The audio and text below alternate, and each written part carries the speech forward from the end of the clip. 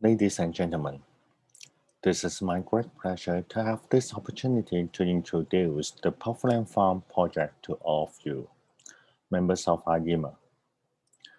The project is a community-driven movement on revitalizing the old Hong Kong dairy farm heritage sites. This is a joint venture of Caritas Hong Kong and the Puffland Village Cultural Landscape Conservation Limited. I'm Benjamin Sin. I've joined Caritas Hong Kong and worked with grassroots communities for almost 20 years, in particular having spent 11 years in the Puffland village. Next to me in the photo was a group of excited people who are artists, engineers, surveyors, architects, and many Puffland villagers who have powered the movement in the past decade. The photo was taken in front of my old office 2 years ago on the day of groundbreaking of the revitalization works. The village house has been the base of our neighborhood level community development project, a government surveillance service designed to support underprivileged community on building social capitals and to empower the residents to enhance their livelihood collectively. The village has a population of 2,800 and covers an area of 4.2 acres.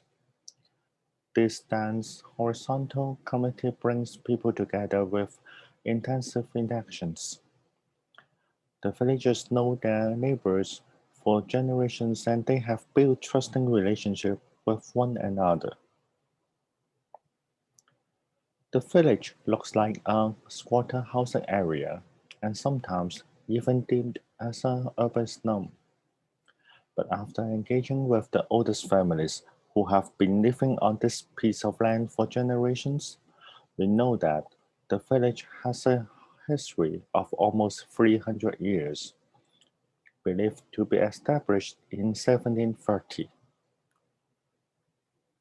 The village is too different from the usual Hong Kong impression, which depicts a metropolitan packed with high-rise buildings, be them commercial or residential, that 7.5 million people are filled into this vertical space leading relatively isolated lives.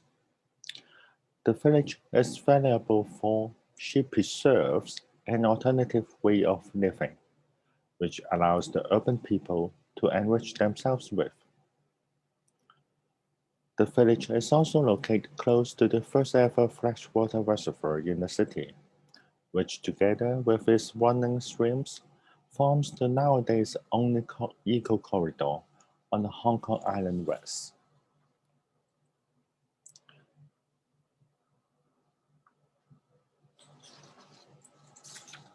Going back to 1817, European trading fleets carrying entrepreneurs usually supplied themselves with fresh water from this island with only barren rocks. This waterfall marked the first page of the history of Hong Kong. Behind the hill next to the waterfall, there is the Buffalo Valley. I'm sure that some of the speculators being illustrated on the shore were Puffland villagers. They might have lived in this row of 18 houses, which could still be found on the main street of the Puffland village. The village is the last surviving one on Hong Kong Island.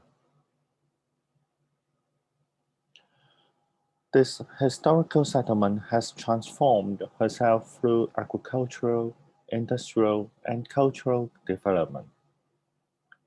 Her population has grown tenfold due to the establishment of the Hong Kong dairy farm, which reached the peak after World War II when everyone came to town to seek job opportunities in the labor-intensive industry and take refuge in the village.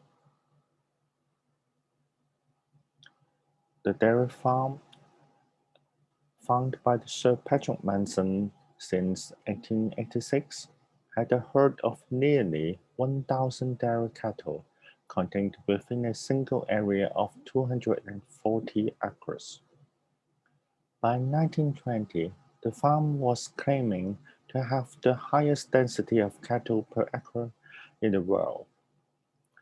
The farm surrounded the popular village and became a significant part of the life of every villager. In the course of collecting villagers' oral histories, I was given a blurred picture of the late cowboy Zhang Gao with a calf leaning over to him. When I turned the photo over, it writes in Chinese, "In memory of my son," written by Zhang Gao himself. I was deeply moved by this picture and the inscriptions. It shows the profound connection between the local cowboy with the calves he was taking care of, and it somehow reflects the same profound connection between the Portland community with the dairy farm. In 2014, the Hong Kong government put the Bremer, the last surviving senior staff quarters of the dairy farm built in 1887, under the Revitalising Historical Building through Partnership scheme. The Portland villagers sought support from the Caritas Hong Kong to make the application for the scheme, which provides capital work and startup cost budget for the operating non-profit organization. The collaborating partners named the new project as the Portland Farm. The villagers organized themselves voluntarily in interest groups and start formulating and implementing plans and programs for public engagement. They have run dozen tours, exhibitions, cultural activities, and craftsman workshops for over 50,000 people in the past 7 years. They want people from larger Hong Kong society to be humble and grateful for what is given to us by the nature. To be proud to inherit the collective wisdom crystallized as traditional culture. And to appreciate the fact that we need one another to participate together in making our cohabitat a better place for us to live in. We revitalize not only heritage, not just the cultural landscape. We are actually revitalizing the way of living in rural communities, not for reminiscence, but to recapture the traditional attitude of respecting the nature, the neighbors, and oneself. Taking reference from the Arts Council England's generic social outcomes, the project will focus on promoting health and well-being, strengthening public life, and building stronger and safer communities. The Portland Farm will become a museum without wall, being the portal to the historical cultural landscape, channeling visitors to the scattering heritage sites and turning the whole Portland Valley into a living museum. An internally driven community could usually gain much support from external stakeholders. For instance, the Portland Farm has already been supported by a private foundation, filling us with 2.8 million Hong Kong dollars to initiate a training program for the successors. In summary, the project aims to connect people living in Portland neighborhoods with inner peace, purposes, people, place, past, and present, bringing strength and coherence to drive individuals to structure, implement, and promote a community-based model of sustainable, reciprocal, and hopeful living. The build works for the heritage conservation has already been completed lately. The project will launch in October 2021 and grand opening in the first quarter of the next year. You are most welcome to visit the site when we are free to travel again.